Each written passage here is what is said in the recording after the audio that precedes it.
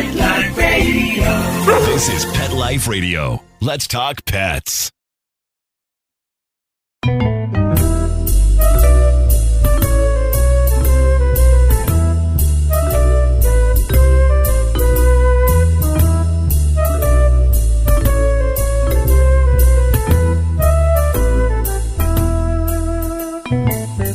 Hello, cat lovers. Welcome to Cattitude. I'm your show host, Michelle Fern. And wow, this is a show you are not going to want to miss. I don't even know how to tell you how amazed I was at reading this book. I have the author with us today, and this is a book about pets that is unbelievably fascinating and just incredible. Stay tuned, and we'll be right back.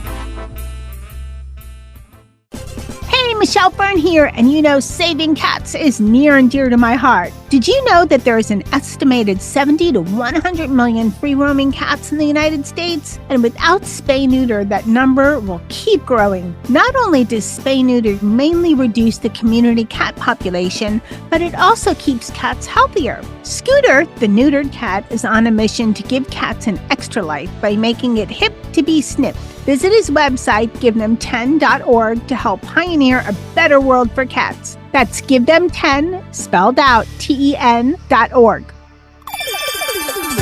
Let's Talk Pets on PetLifeRadio.com.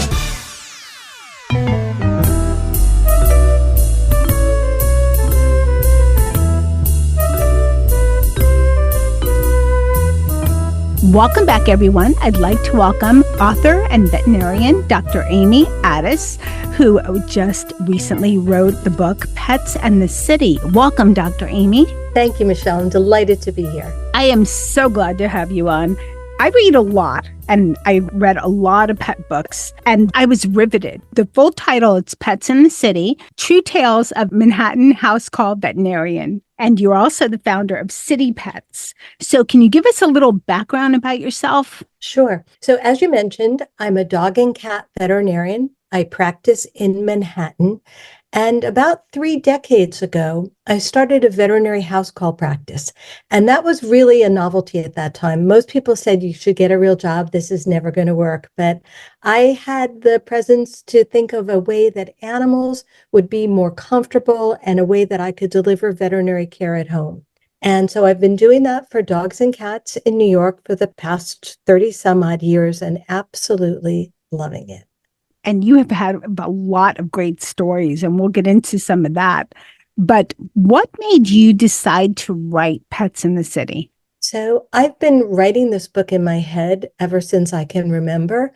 And it really started with me coming home every day and saying to my husband, "You will not believe what happened today." And you know how you always think, "I'll remember this forever." And then the next day I was like, what was that really interesting story I wanted to remember?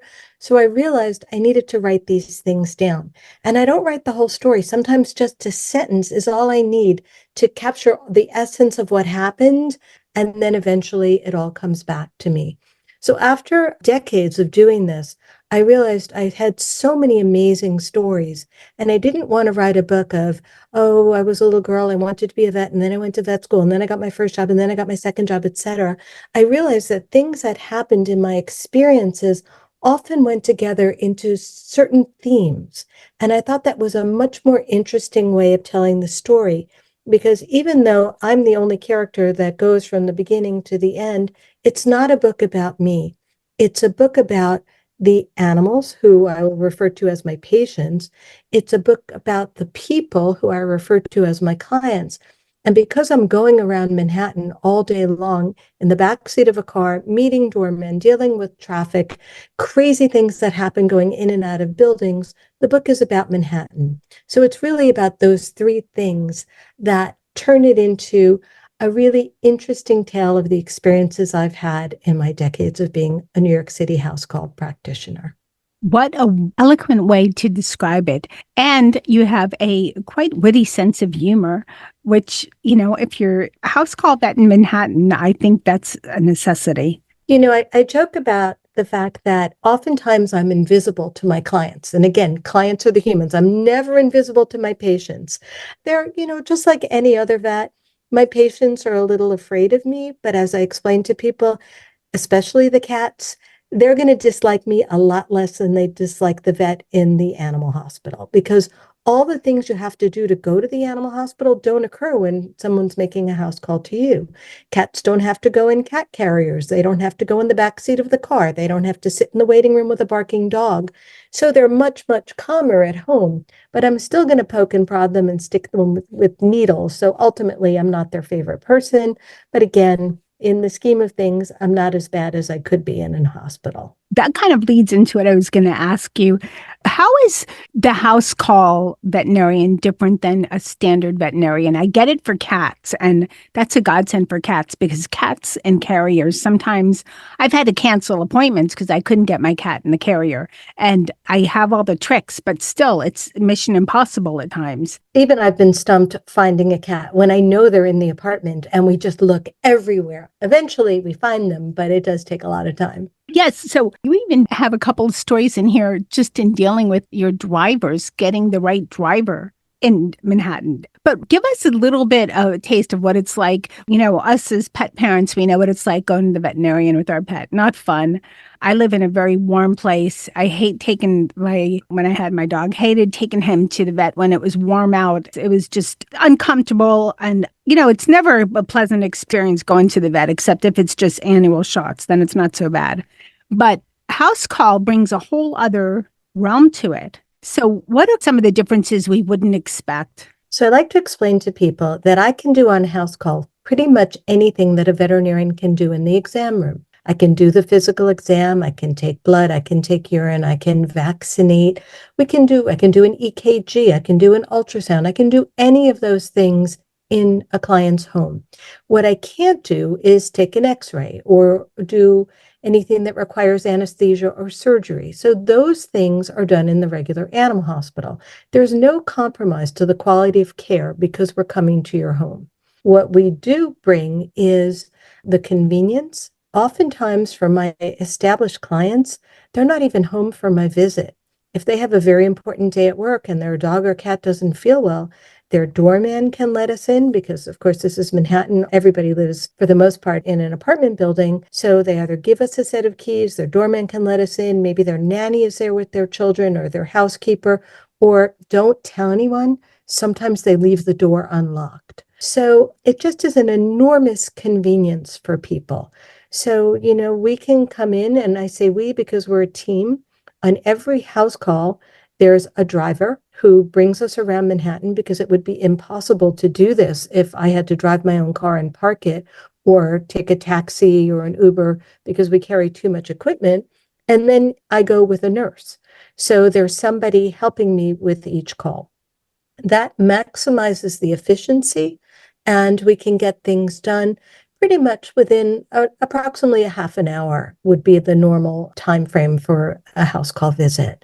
So if the client, the human, can't be home, we'll have a conversation beforehand on the telephone. We'll be in touch with each other via texting, email, phone calls, whatever they want, so they can give me the full history and I can ask whatever follow-up questions I need to.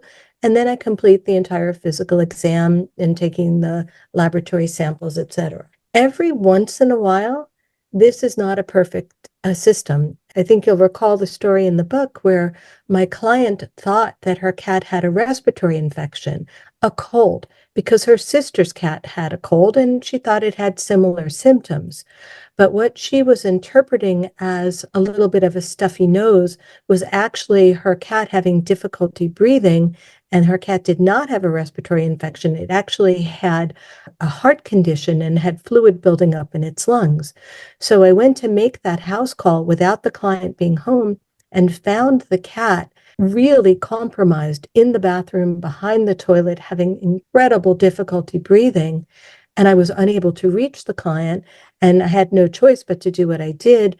We went through her closets until we found her cat carrier, and I took the cat with me back to the hospital. Ironically, it was a day like you described. You hate taking your pets out on a really, really hot and humid day. And this was a very, very hot and humid day in New York City. We were stuck in traffic. The air conditioning just wasn't enough to keep this cat comfortable. And I wound up running the last few blocks to the hospital to get the cat into air conditioning and, in fact, into oxygen as quickly as possible.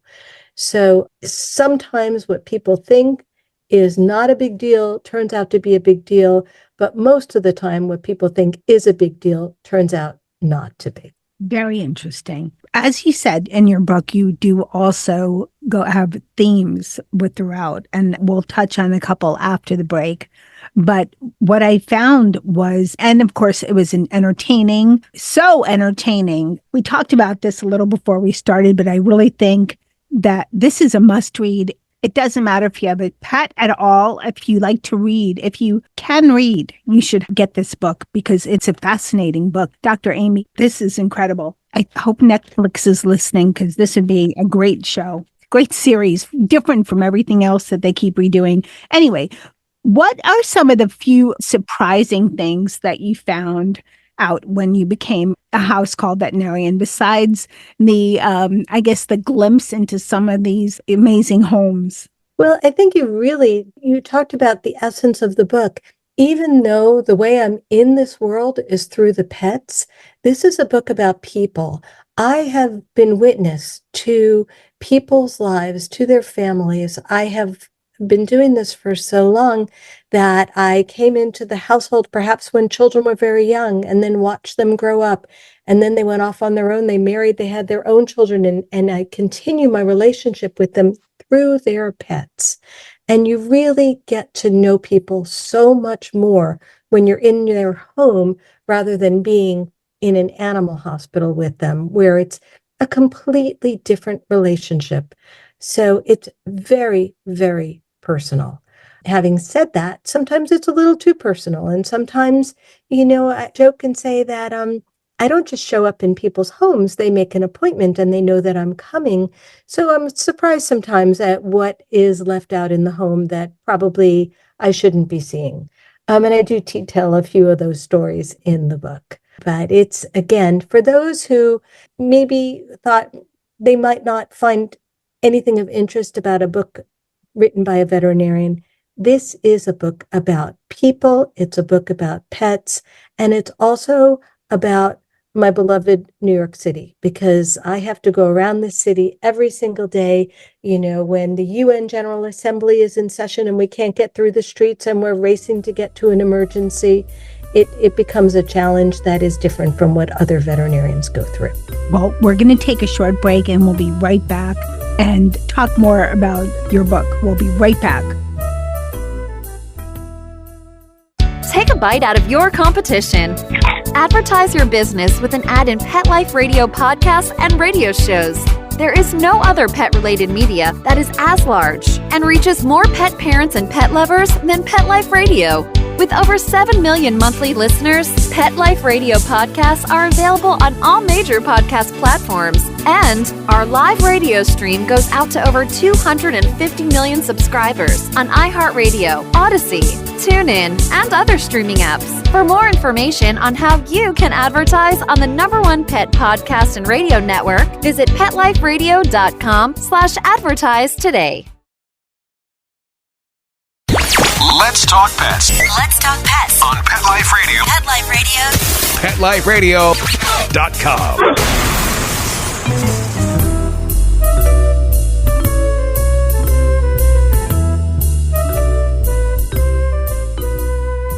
Welcome back, everyone. We're talking with Dr. Amy Attas, and she's a veterinarian. She is the founder of City Pets, and she wrote the book Pets in the City. And Dr. Amy, I learned things I had no idea about in your book. And we're just going to touch on a couple of stories, if that's okay, and not even go all into detail because people need to read this book. It's wildly entertaining.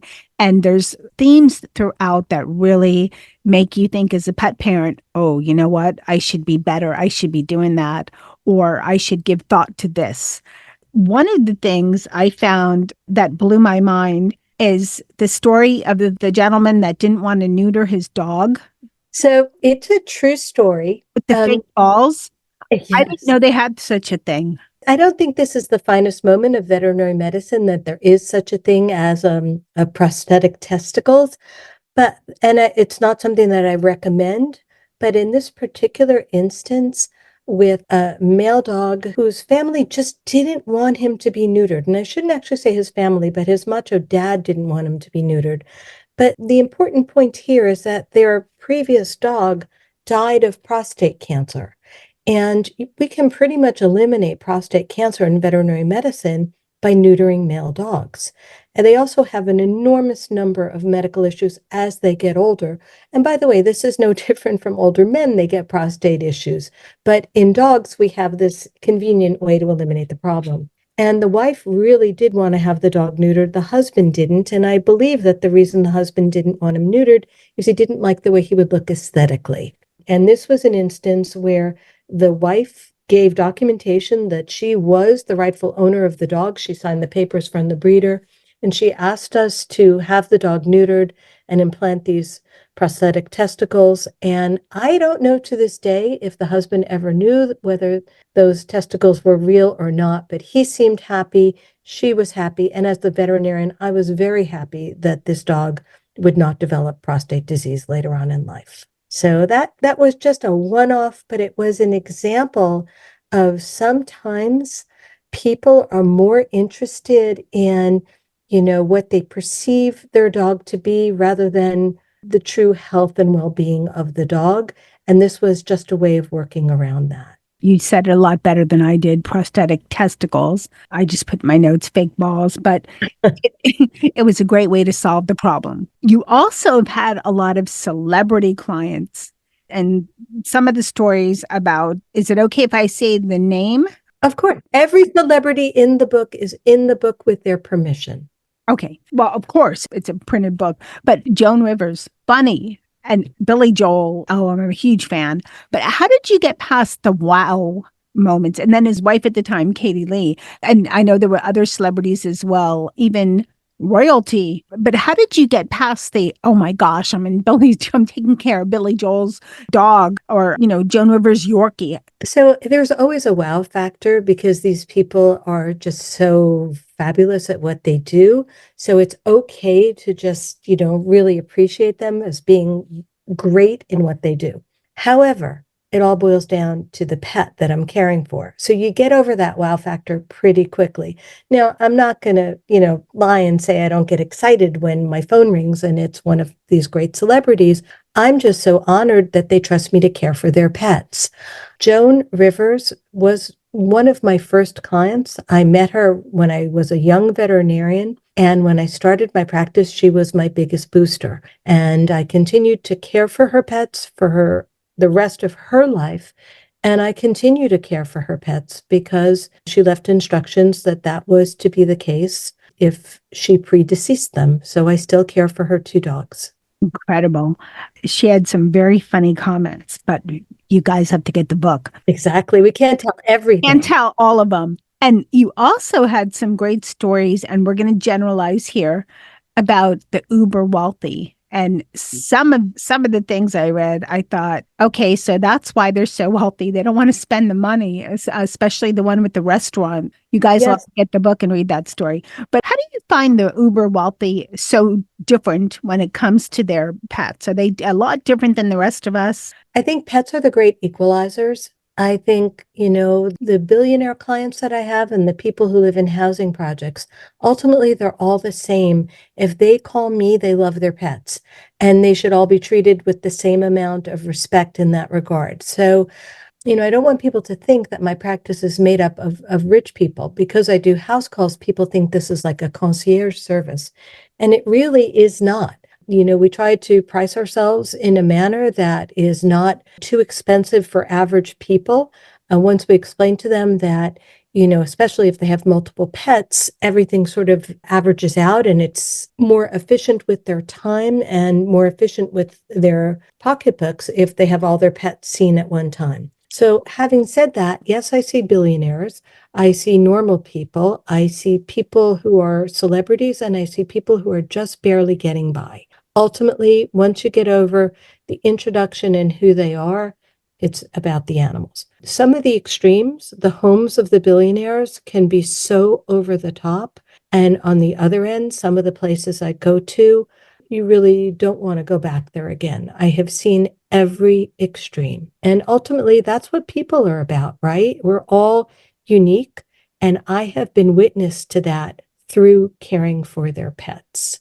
I do see the greatest art collections you can imagine. This is like going through a private museum because some of my clients are such notable collectors. And when you're looking for that cat who wants to hide and you get to go through the living room and the salon and the library, etc., I do get to see some amazing art.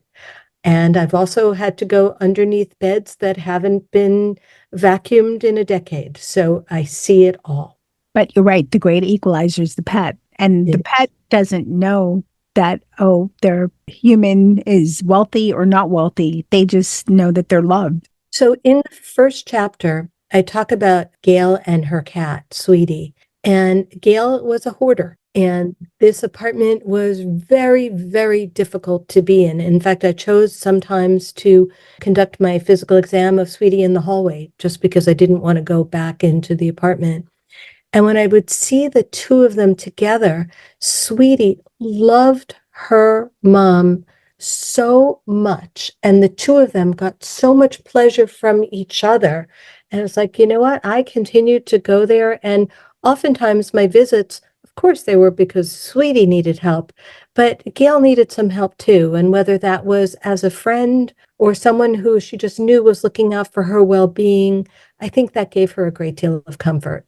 I think you're right. And you did follow her story through, other parts of the book. And it was kind of incredible reading about that and that relationship. You also do a great job of matchmaking with, dogs that that are abandoned or there's some situation. Because I think you're on a speed dial for some of the shelters to where you've done this amazing matchmaking. Is that a skill that you just developed over the years? You found know of this dog and this person, and they would just go great together. I think it was a necessary skill for me. Again, I'm in my clients' homes. So, for example, there's a story in the book about Mrs. Blum. She's a very elderly woman with a very old dog who passed away. And because I had known her for years and I had been in her home, I felt that I needed to go visit her after her dog passed away rather than just call her on the phone. And when I went to see her, I was just shocked at the deterioration in her condition in the few days after her dog had passed. She was still wearing a nightgown. I had never seen her in a nightgown before this. She was always dressed with her hair brushed, makeup on. It was like a social visit when I went over. She looked gaunt. When I asked her when she ate last, she wasn't sure. And I realized at that moment that truly what was keeping her alive was her dog, being responsible for feeding and walking and caring for her dog. And now that the dog was gone, this woman was in her 90s, her husband was gone, her friends were gone. I felt that she didn't have anything left to live for. And this was an emergency call to every single shelter group I knew. You need to help me find an older, small poodle with a good personality. And they came through in a few days. And I went back to her house without saying a word and had the dog with me. And she looked at me like, why is that dog here? I don't want a dog. And I said, it's not about you, Mrs. Blum. It's about the dog. I have no place to put this dog. It's going to go into a shelter. It might be put to sleep. Can you just take care of the dog for a day or two until I can find a home? I don't want to admit this to everybody listening, but that was a complete fabrication. I mean, I begged to get this dog. And of course, when I went back the next day, she said, you were so right to bring him to me. He really needed help. And of course, he had helped her so much in just the few hours he'd been there. And I don't know if I would have known so much about her need if my only experience with her was in an examination room of an animal hospital. This was because it was personal. And that's what I love about how I practice veterinary medicine. I love the animals, but I love the people too. And I feel like I can provide a service for them as well. I remember that story and that happened. There are a few stories like that in your book. And thinking of, you're helping the pet, of course, from being most cases probably shelter and euthanize. But how much are you helping these people with their lives and possibly even extending their lives, definitely bringing more joy to their lives? So in this example that I gave you, I know 100% this was for the woman's benefit. I mean, this little toy poodle that I got her, he was on everybody's top list. Everybody wanted him, but I was like, no, no, no. This is a life-saving adoption. If we can make this happen, this woman is going to go back to caring about whether she lives or dies. So this was all about her, and she provided him an amazing life. She predeceased him. And then he wound up at a forever home after that. But he was with her for 2.5 years. And I don't think she would have lived 2.5 more years if she didn't have him in her life. No, I think you're right. You talk about something at the end of the book. It's one of my peeves. You talk about Dex and the puppy mills. You could probably mention it a lot more eloquently than I can, but there's so much that goes wrong with pets in pet stores. So let's just explain to everyone. I even hate the term puppy mill because it sounds so cute. I mean, this is factory farming of dogs, where the dogs are kept in horrific conditions. The females are just used to breed and breed and breed. And then when they're of no use any longer, their lives are ended. So, there's no care in the genetics of the offspring. It's really all about making money. And I like people to realize that if you're going to, a pet store, most likely these animals came from factory farming. And the problem is you can't ever go in a pet store because once you do and you catch the eye of an individual animal, you're immediately in love and you feel like you have to rescue that animal. And that's what people say to me all the time. I adopted my dog. Oh, really? Where'd you get it from? I got it from the pet store. I rescued my dog. Where'd you get it from? From the pet store. It is rescuing that individual animal, but what it's doing is continuing this whole process. Every time they get money, there's a reason for them to continue factory farming of animals. So in the case that you're talking about, this little dog, it was a miniature dachshund. He came to me from another hospital where he was brought to be euthanized because the pet store owner didn't want to spend money on a veterinary visit when the puppy was sick, and he thought he knew what he was doing. So he decided to give the same injection that he'd always seen the veterinarian give, and he did that to the dog. And of course, it was the wrong injection, and it caused all of the dog's skin to become diseased and ultimately become necrotic. And actually, the skin died. And so I got the dog and said I would do my best to see if I could, carry him through this period of time with antibiotics and pain medicine and supportive care and ultimately skin grafts. And this dog made a 100% recovery. The injection that they gave him that was incorrect was an injection of a concentrated sugar solution called 50% dextrose. So I named him Dex because all of my rescues get named for the circumstance that brought them to me. So this was little Dex. Dex ultimately went to a fantastic forever home. And he was also very good news for me because I had happened to photograph him every single day that he was under my care because it was the most amazing case I had ever seen. And ultimately, I wrote him up and won a grand competition that sent me to Hawaii to present the case. So Dex got a good life, and I got a great trip to Hawaii. I'm so happy for you, and a great story. And you also mentioned too that a lot of these factory farmed dogs, because of the problems that they have, end up, people don't want to care for all of the issues they have. So they end up at shelters. Is there a stat that you're aware of? Is that why? So I just want to be careful what we emphasize here, because ultimately I do want people to go to shelters. Yes. And sometimes it's an expectation of someone who spends a few $1,000s on a dog and then realizes, oh, it's got this problem. And oh my God, I have to train it too. It's more than I can handle. And they wind up in shelters. Every single pet I've ever had in my life has been a rescue. 2 of my dogs actually came most likely from pet stores. I don't want you to think there's an epidemic of blindness in pug dogs. I just happen to love pugs. And 2 of my pugs were blind. One was literally from the pet store that was about to euthanize him because they realized they couldn't actually sell a blind dog. And I took him. And his predecessor was a dog I found on my way into veterinary school one day.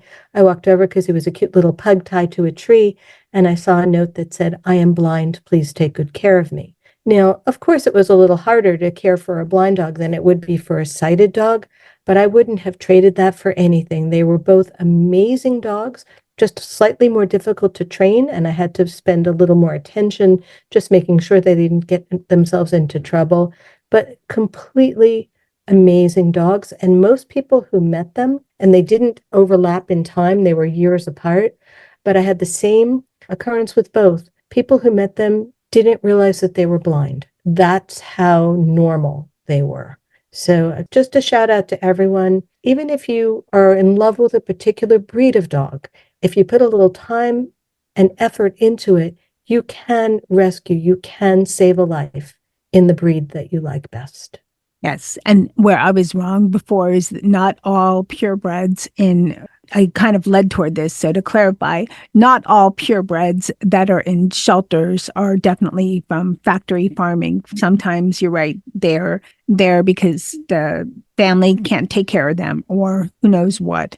But we shouldn't overlook those special dogs and cats that maybe aren't perfect, but they need their forever homes too. So there's a chapter in the book that I call There's No Such Thing as a Disabled Pet, because they don't know they're disabled. They are such an inspiration to all of us that they deal with what they have to deal with, and they're just truly amazing. My own two dogs, my first one, okay, sort of a warped sense of humor, but I named him Bumper because until I trained him, he bumped into everything.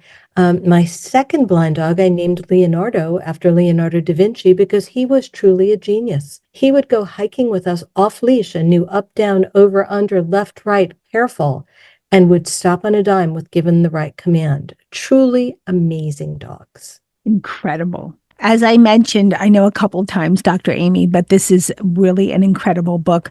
I hope you write part 2, or I don't know, changed up the title, Pets in the City. I don't know, but I'm looking forward to the second book. Thank you. For this book, what are some key points that you hope people get once they've finished reading your book? So I tried to do a mix of stories, that there are some funny stories, there are some poignant or sad stories, but I also tried to put a little bit of information, knowledge, at-home dangers, things that I've noticed throughout the years that I could share with people that maybe could make them better pet owners. So things like, it's a beautiful day here today, and you're inclined the first nice days of spring and summer to open your windows without realizing how dangerous that could be for pets inside. And when I go into people's homes and I see windows open or doors to terraces open, I immediately close them and talk about dangers. The same is true for drapery cords that are hanging down that are strangle hazards, or certain flowers like lilies are so toxic to cats. The petal, the leaf, the stamen, the water that the flower sits in are all poisonous. And I don't mean poisonous like you might get a little upset stomach. I mean poisonous like you get kidney failure and you die. So I tried to put some educational things in, but this is not a how to care for your pet book. I tell the story of a woman who was a physician who had seen me use people medicine over and over again on her pets, including her dog who had cancer. And I used the same chemotherapy that's used in human oncology. And so she decided to give her dog a bunch of Tylenols because it was limping rather than call for a vet visit. And Tylenol is so toxic to dogs and deadly to cats. So I felt that in telling this story, I could also share with people that pick up the phone and call your vet if your pet has a medical problem. Don't take it upon yourself. Don't assume that dogs are like little people or cats are like little dogs. They're all different, and what's safe for one isn't necessarily safe for the others. Well, again, I applaud you. This is just an incredible book. After talking to you today, I think it's everything you wanted to be. It's educational, and through storytelling, it's informative, it's interesting, and I think it will help people and possibly get more pets adopted. I hope so. That's always good. Okay, at this point, is there anything you wanted to add? So the only thing I would add is that this whole journey that I've had has not been a straight line. It was kind of a circuitous one. But the thing is, from day one, I knew I wanted to become a veterinarian, and I just realized that my unique talent of wanting it to be a personal way to do it presented some challenges, and I figured out how to do that. So for anybody out there listening who is passionate about animals, who might be interested in pursuing a career in veterinary medicine, do it with 100% of your energy and make it happen, because it is by far the world's greatest career. Thank you so much. So where can people find pets in the city? So please go to your local bookstore and buy it there. If they don't have it, ask them to order it. If for any reason you have to have it immediately, it's available at Amazon. It's available at Barnes & Noble. It's also out as an audiobook and on Kindle. Dr. Amy, I want to thank you so much for writing your book, because it was just a fabulous read. And I think it's going to change some lives. I hope there's a series out there that's going to change yours, by TV series. That would be such a great idea. Thank you. I really enjoyed our talk. I hope you guys enjoyed this show. I really love this book. Be sure to go to your local bookstore and pick it up. Pets in the City. It's just a fantastic read. Extremely entertaining, funny, poignant, and informative. I really love this book. I want to thank my cat crew for giving me time to chill and read. Thank you, Molly, Dennis, and Charlotte. Thanks to my guest, Dr. Amy Attas, for writing this book and coming on Cattitude today. Thanks, of course, to everyone listening to Cattitude. I so appreciate it. And, of course, the show would not be the same without the magic of my producer, Mark Winter. So, hey, remember, lose the attitude. Have Cattitude. Let's Talk Pets, every week on demand, only on PetLifeRadio.com.